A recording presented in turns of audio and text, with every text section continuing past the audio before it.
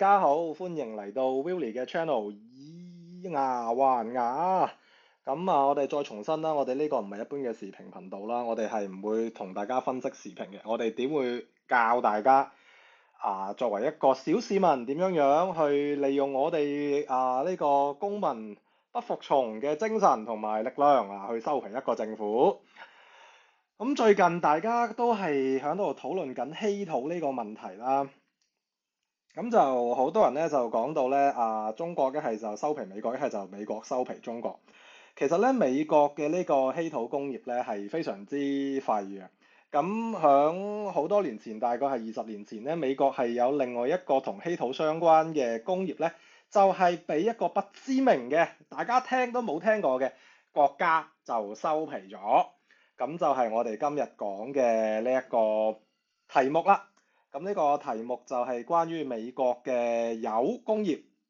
同埋美國嘅原住民 Navajo Nation 嘅關係。首先講下個故事背景先啦。相信大家都知道美國有好多印第安人，但係咧其實呢啲印第安人咧係有佢哋自己嘅國家，喺美國嘅每一個地方都係有嘅。咁佢哋呢啲國家咧嘅權力咧係非常非常之大，大到咧佢哋可以決定收幾多稅起幾多路自己嘅教育政策自己嘅公共衛生政策係非常之非常之大嘅權力嘅，就相當於等於美國嘅州政府咁大嘅權力。咁我哋今日咧就講到呢一個 Navajo Nation 咧，就係喺美國嘅新墨西哥州同埋 Arizona 州嗰附近。咁佢哋嘅國土非常之遼闊，就差唔多成個德州咁大，等於100零200個香港啦。大家如果要咁諗嘅話，咁樣故事嘅開頭就係呢啲印第安人，呢啲 Navajo 印第安人就俾美國政府戰敗咗啦，我屋企俾人搶咗啦。咁然之後咧，咁就百幾年過去啦，到第二次世界大戰，咁美國就要整原子彈，咁就需要啲原料，就要揾到，咁佢就喺呢個 Navajo 嘅王國裏邊嘅國家裏邊咁樣就揾到咗呢個鈾礦，非常之多嘅鈾礦。咁美國政府咧當時咧就同埋蘇聯係進行呢個核子武器競賽，咁所以咧就需要非常非常之多嘅鈾咁所以咧美國政府咧就發咗一條法案，就話無論你哋私人採咗幾多鈾出嚟，我哋美國政府都會同你喺度俾一個價你買，咁樣咧就保證你賺錢。咁跟住咧就成堆人衝咗去呢一個 Navajo 嘅國家，咁樣就不停喺度掘，不停咁喺度掘。但係呢個故事啱開始咧係非常之悲劇嘅一個故事，因為響呢一個鈾礦成立嘅時候係大概1940幾年，當時咧美國人對於呢啲原住民嘅態度咧係非常之惡劣嘅，好多嘅種族歧視。當時美國政府嘅政策咧，亦都係要將呢啲原住民將佢哋變成美國人，要毀滅佢哋嘅文化收皮佢哋嘅語言，令到佢哋除咗英文乜都唔識講除咗 Uncle Sam 邊個老豆都唔識。咁所以當時咧呢啲私人企業過去開鈾礦嗰時咧，美國政府係完全冇阻止嘅，亦都冇做任何嘅呢個研究啦，咁樣睇下呢啲即係有放射性嘅嘢會唔會對呢個人體嘅健康係有影響啦。咁但係咧就時間就嚟到1951年啦，咁美國政府咧就開始發現啦，哇，點解呢個鈾礦入邊嘅礦工同埋附近嗰啲居民咁多人生 cancer 嘅？咁跟住美國政府就用咗10年嘅時間去研究到底鈾礦同埋生 cancer 係咪有關聯嘅？咁最尾佢哋發現咗真係有關聯啦。咁咧然之後咧啲本地嘅 Navajo 印第安人就好嬲啦，咁樣就話你整到我哋全部人生 cancer，我哋要杯葛你咁樣。咁但係咧，因為佢哋當時嘅國家嘅行政力量非常之低嘅，因為美國政府嗰度玩晒，咁所以咧佢哋做唔到啲咩嘢。但係佢哋都喺佢有限嘅能力裏邊，就去游說佢哋嘅州政府，咁就過咗幾條法案，去控制呢個聯邦政府挖礦呢一個。即係令到佢呢個聯邦政府呢啲私人挖礦嘅公司需要受到某種嘅管制。咁但係啦，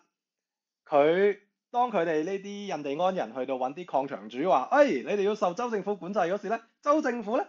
啲礦場主咧就竟然搭咗個聯邦政府出嚟，就話，我哋係聯邦政府管嘅，咁所以你要揾咧就要揾聯邦政府。咁跟住印第安人就揾聯邦政府啦，咁啊揾到呢個聯邦原子能管理委員會啦，咁樣，咁管理委員會又好樣衰喎，又掟翻落嚟話我哋原子能管理委員會咩都管，就係管唔到呢啲掘礦嘅人。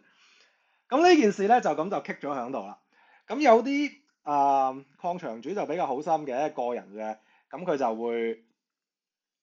提供更加多嘅通風系統啊，同埋保護系統，咁就令到啲礦工更加好啦。咁但係咧呢個都阻止唔到咧呢個礦場嘅核廢水啊，不停咁樣流入附近嘅河流，咁就造成當地嘅印第安人非常之大嘅財務損失。比如話佢哋種嘅田啊，養嘅呢啲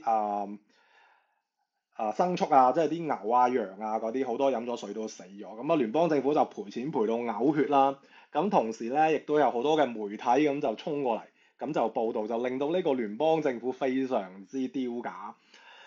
咁大概咧就係響1975年左右，咁就事情就開始有轉機啦。咁當時咧就聯邦政府通過一條法案，就將呢一個保留地嘅呢個行政權就俾翻啲印第安人。咁從嗰一開始咧，啲印第安人咧就用咗更加多嘅精力去游說個政府。咁當佢哋游說嗰時咧，亦都見到咧社會對於呢個印第安人嘅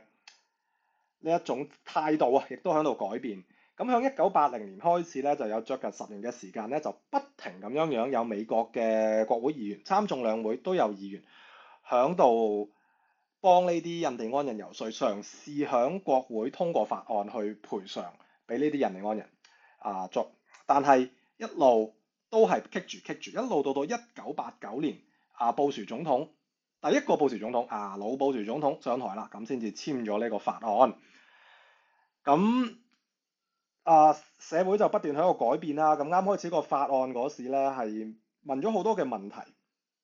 即係需要嗰啲人去俾個身份證咁樣證明佢係邊個，咁啲印第安人證明到自己係邊個咁樣先至可以攞到呢個賠償。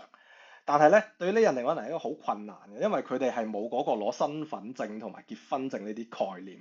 咁所以咧，往後幾年咧就不停有新嘅法案，咁就幫呢啲印第安人咧就修法，咁樣就令到嗰個法制更完善，令到佢哋呢啲受害者咧就可以攞到錢。咁社會就繼續進步啦。咁佢哋呢個印第安人呢一個國家咧，佢亦都攞到佢嘅權利。咁樣攞到佢哋權利之後啦，攞到佢哋嘅行政權之後啦，咁佢哋自己咧響2025年咧就終於完成咗最後一步，就係佢哋印第安人嘅保留地呢一個政府就終於過咗一條法案，就係禁止採油法案。就響呢個保留地裏邊，就成個保留地德州咁大嘅地方就再唔可以採油啦。咁所以咧，大家睇下咧呢一件事件咧，從1940年一路落咧去到2005年，前後用咗60年嘅時間，咁樣終於俾呢啲印第安人就收皮咗呢一個美國政府嘅暴行啊！所以有時候你覺得哇，真係一個星斗市民可以做到啲咩？可能作為一個星斗市民，你啱開始你做唔到啲咩咯，但係你又覺得不停咁做，咁你自然你就會有啲 ally。好似我哋睇到個故仔啱開始，啲印第安人冇人理佢，到後邊個州政府會幫佢，到後邊佢游說到美國有聯邦政府嘅呢個議員參眾兩院嘅議員幫佢游說，到最尾總統簽法案，到最後呢一個印第安人嘅政府納瓦豪政府可以自己過法案去禁止呢一個鈾礦嘅採集。咁你就可以見到咧呢一個美國社會係點樣運作。咁同時咧，你都見到若果係一啲人佢冇公民權嘅情況下，咁佢都一定要繼續去抗爭啦，繼續去用唔同嘅方法去爭取自己嘅公民權啦。咁直到咧呢一個有改變為止嘅。咁今時至今日啦，咁美國嘅呢個鈾礦就已經係冇咗啦，因為啲印第安人就已經係將佢嗰度 cut 咗啦。咁但係咧，若果咧係有呢啲稀土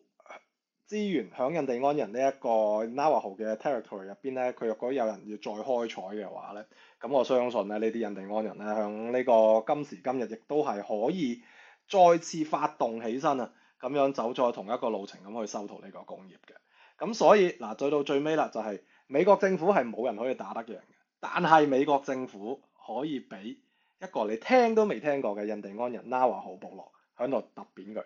所以呢一個就係公民抗爭嘅力量，呢一個就係點解